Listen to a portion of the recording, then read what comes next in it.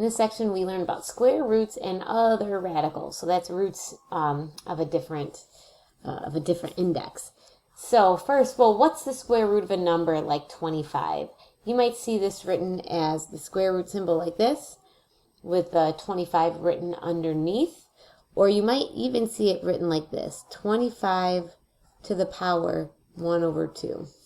I guess we should say here that when you see a square root, sometimes there's a little number here, sometimes there's no number at all.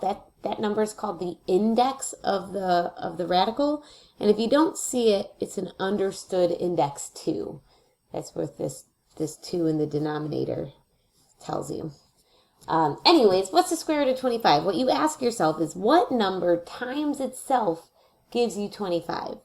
The square root of 25 equals 5 because 5 times itself gives you 25. All right, so when you're taking the square root, you're asking what number times itself is that number. And another way to see that is, if you were taking the square root of 25, that's like taking the square root of 5 times 5. Since this is an index 2 radical, any factors that appear 2 times underneath the radical sign gets kind of pulled out of the radical sign as that number. All right, so let's do another example. Let's simplify the square root of 50. All right, so we have to think about, well, what factors make up the number 50? Well, 50 could be written as 2 times 25, right? And I know what the square root of 25 is. Since the square root of 25 is 5, I can actually pull this perfect square number, I can pull it outside of the radical. And this becomes 5 on the outside with 2 left on the inside. So it's like doing the square root of 25 and times the square root of 2.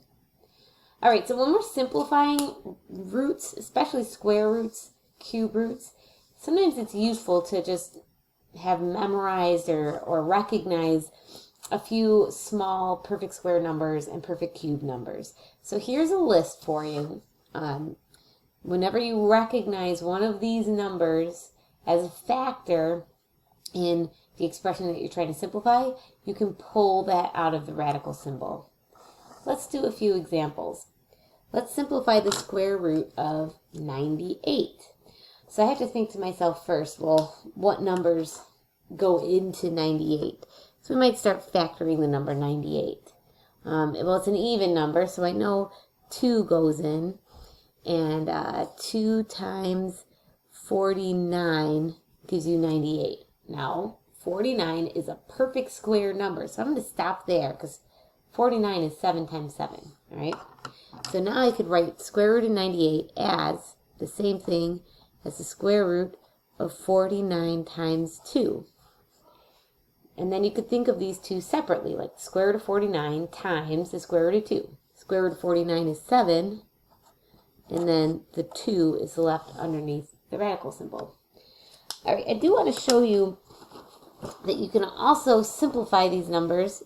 If you wanted to give a decimal approximation on your calculator, what is the square root of 98 approximately? So on my calculator, the square button is right here, right above the square. So do second and hit that button, square root. I could say 98. And I can get a decimal approximation for that number. So this is approximately 9.899. Let's write that down. Approximately 9.89949. Okay, it keeps going, but lots of times it's helpful if we round these numbers to like 2 decimal places. So like the nearest hundredths or something. All right, so you decide how many places after the decimal you'd like. Look at the next digit. If it's 5 or more, you round up. So if you got 0.89, round it up to 9.90. Okay, so it's approximately this much, but this is an exact simplification of the number. Okay? Let's do another example. The square root of 28. First of all, I can get a decimal approximation to say, all right, square root of 28 is approximately 5.29. Okay, a little bit bigger than 5. Now, let's go ahead and factor 28. 28 I know is 4 times 7, and 4 is a perfect square number. So I can simplify it by saying the square root of 28 is the same as the square root of 4 times 7. 4 is perfectly square, so I can pull that out. Square root of 4 is 2. What's left underneath is just a 7. Alright, the next one, I really like this one because I know how that factors easily. 500, could say that that's 5 times 100. And 100 is a perfect square number, right?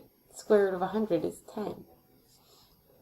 So now I could write the square root of 500 as the square root of 5 times 100. 5, I can't reduce that any further, so that's going to stay. But square root of 100 is 10, and I can pull that outside.